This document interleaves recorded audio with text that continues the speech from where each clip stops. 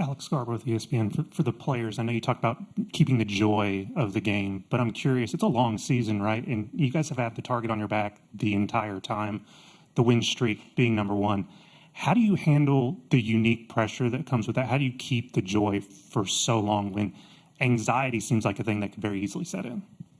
Well, the only way that you can have a joy that doesn't fade away is from the Lord. And any other type of joy is actually happiness that comes from circumstances and outcomes. I think Coach has said this before, but joy from the Lord is really the only thing that can keep you motivated, just in a good mindset, no matter the outcomes. Thankfully, we've had a lot of success this year, but if it was the other way around, joy from the Lord is the only thing that can keep you embracing those memories, moments, friendships, and all of that. So that's really the only answer to that, because there's no other way that softball can bring you that, because of how much failure comes in it and just how much of a roller coaster the game can be.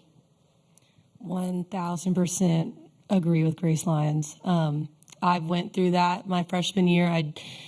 I was so happy to win the college. I've talked about this before, but I was just so happy that we won the College World Series, but I didn't feel joy. I didn't know what to do the next day. I didn't know what to do for that following week. I didn't feel filled, and I had to find Christ in that. And I think that is what makes our team so strong, is that we're not afraid to lose, because if it's not the end of the world if we do lose. Yes, obviously we've worked our butts off to be here and we want to win, but it's not the end of the world because our life is in Christ, and that's all that matters.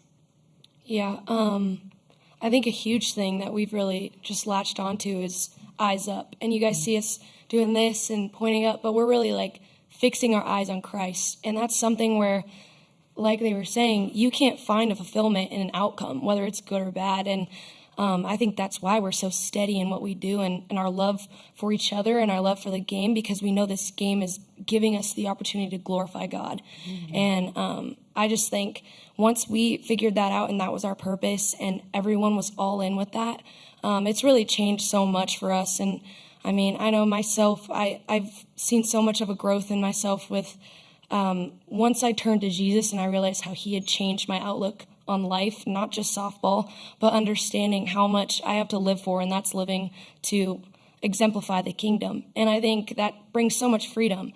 And I'm sure everyone's story is similar, but we all have those great testimonies that have really shown how awesome it is to play for something bigger.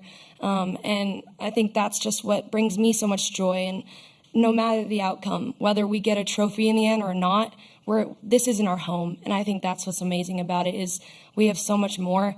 We have an eternity of joy with our Father, and I'm so excited about that. And yes, I live in the moment, but I know this isn't my home, and no matter what, my sisters in Christ will be there with me in the end, when we're with our King. So